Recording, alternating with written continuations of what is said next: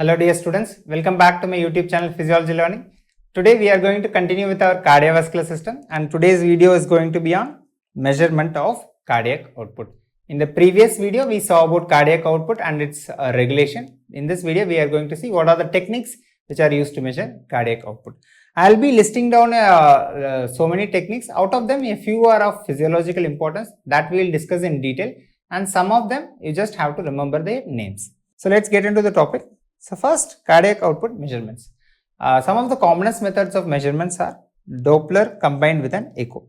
Echocardiogram, all of you must be knowing it. Whenever a Doppler is combined with it, what is going to be the help of this Doppler is, it is going to help to visualize the vessels better. It is going to give color to the blood flow. So that is going to help us to easily visualize it and measure the cardiac output. Next thing is direct fixed method. This is physiologically important, so I am going to tell you about the entire details of how this method is operated and how the cardiac output is calculated by this method. Next is indicated dilution method and finally the thermodilution method. The last two techniques, both of them, they are used with the help of a Stewart-Hamilton equation. They are based on the principle, Hamilton principle we can say, or it is based on the Stewart-Hamilton equation. This Stewart-Hamilton equation gives relationship between three things which we are going to see. One is the concentration of the substance, amount of substance injected as well as the volume. So don't worry, these equation I will discuss. And out of these methods, when sometimes they ask in multiple choices question also, they might ask you a question which is the most the gold standard technique. So if they ask the question which is the gold standard, go for thermodilution. This is the gold standard method. And this is the method which is also preferred in high cardiac output. Many times students write fixed principle because that equations are given in most of the book. But fixed principle is primarily preferred whenever there is a low cardiac output. Low cardiac output, it is preferred. But the gold standard, again I am repeating, the gold standard method is the thermodilution method. Next, there are other methods. One is the pulsatile output of the heart measured by an electromagnetic or an ultrasonic flow meter. They are going to directly put the flow meter into the carotid or the aorta of the animals. So this is mostly done in experimental animals and like amphibian and mammalian experiments. So this in an intact human they are going to not do this procedure. Amphibian and or mammalian experiments they are going to do. Otherwise they are not going to prefer this method. Next is echocardiogram. So echocardiogram, this is one of the most commonly used method. This we can say which is the most commonly used method. Why? Because it is easier to do and it is a non-invasive procedure. But the problem with here, it is the least accurate. It is the least accurate.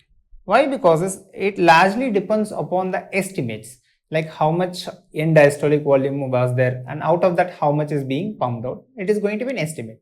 So it majorly depends upon the experience of the person who is doing an echocardiogram. That is why this is considered as the least accurate method. Here they will calculate the stroke volume, that is the amount of blood ejected or pumped into the aorta, and they are going to multiply with the heart rate which is going to give the cardiac output. Next is impedance cardiography. What they are going to do is they are going to put some electrodes. It is not an invasive technique. They are going to put some electrodes across the thoracic cavity. So this method is based on thoracic electrical bioimpedance. So once the blood flow is there, it is going to create some resistance or impedance. If the blood flow is more, the impedance is going to be more. If the blood flow is less, the impedance is going to be less. So depending upon the flow, the impedance caused by the blood flow is going to change, and using a technique, they are going to measure this impedance cardiography. It is also non-invasive, that is going to be an advantage. And finally coming to the MRI. MRI, all of you know that it is one of the sophisticated instruments or the sophisticated investigation I would say, but it is expensive also. But for identifying an cardiac output, none of us are going to do an MRI. The one advantage with MRI is it is the most accurate method. But obviously for cardiac output we are not going to use it, but just in case if you are taking it for any other cardiac tumors or anything, we can get an add-on information about the cardiac output. So let's go and explain some of the most physiologically important techniques. One is the Fick's principle, and second we are going to explain the indicated dilution techniques. So what is Fick's principle status? The amount of substance taken by the tissue is equal to the arteriovenous difference into the blood flow. I will explain it with this example, then you will get the concept easily. Suppose for example the blood is flowing through this direction, and consider this as an artery and consider B as a vein side. Let's assume for example 1 liter of blood is going, and when 1 liter is going, let's assume that it is carrying 100 ml of oxygen. Then after that in the venous system we have identified that 80 ml of oxygen is present. If I ask you how much is taken by the tissue, all of you will say easily, because 100 minus 80, which is going to be 20 ml. So it's very simple. If I tell you if 5 liter of blood is going, suppose this was example for 1 liter. If I tell you if 5 liter of blood is going, how much of oxygen will be taken by the tissue? So most of you would have done the calculation by now. It is nothing but 5 into 20, which is equal to 100 ml. So how did we arrive at it is, that is the formula.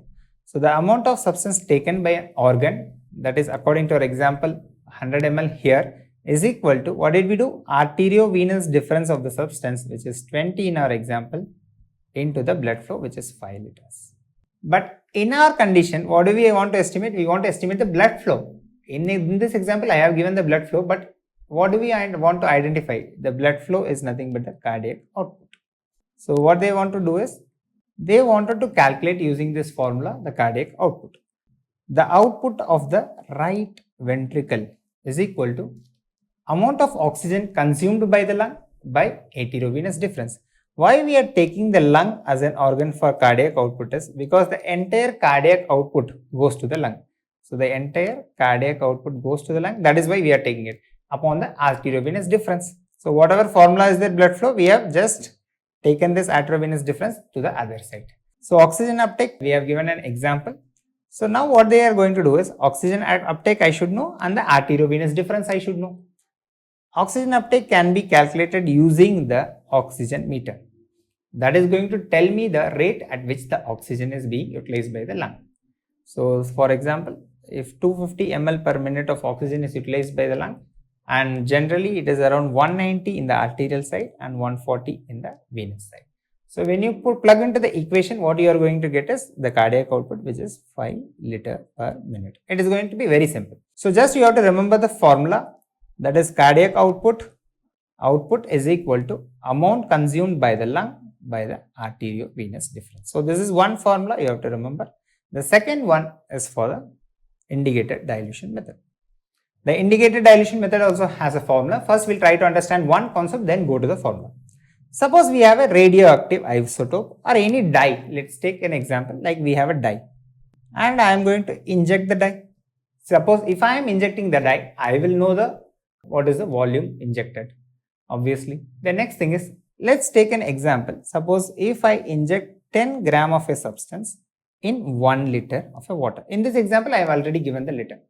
So if I ask you what is the concentration, how will you calculate? Concentration, all of you know that it is the amount of substance divided by the volume. So concentration formula, all of you must be knowing, it is nothing but amount upon volume. So in this example, it is 10 upon 1 liter is 1000 ml, which is equal to 0.01 gram per ml. So this is the concentration. Suppose if I want to calculate the volume, because cardiac output is a volume. So how our formula will become? The volume will come here and concentration will come down. So it is total volume is equal to amount injected upon concentration. Simple. Now what I have to know? I should know, if I am injecting a dye, I should know how much I am injecting.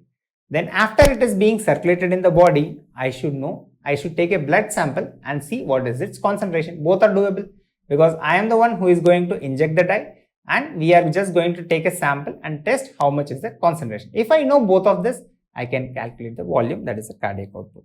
So to calculate the volume, what we are going to do? We are going to use an indicator, and the indicator used should be non-harmful. It should stay within the bloodstream and it should not cause hemodynamic effects. Instead of an indicator, sometimes a cold saline also can be used. If we are using a cold saline, then that technique is called as thermodilution. Here they will calculate it depending upon the temperature change. But the formulas and the concept, everything is based on, both of them are based on the Stewart-Hamilton principle only. Why thermodilution method is considered as gold standard is because of it's not harmful and it can be tested multiple times because it's a cold saline. There is no harm to the body. Even the dye we are using also is non-harmful, but still it can have some side effects in some people. Next, how is the formula done? For example, so the flow is equal to the cardiac output. It is nothing but, we have already seen, the amount of indicator injected upon the concentration. Whenever they are injecting dye, one problem was happening is the dye concentration was increasing. After that, obviously the dye's concentration would fall in the circulation, but instead of falling down, they saw a slight plateau or increase again. Why? Because the same dye which was circulating once, it is coming back into the circulation again. That was the issue.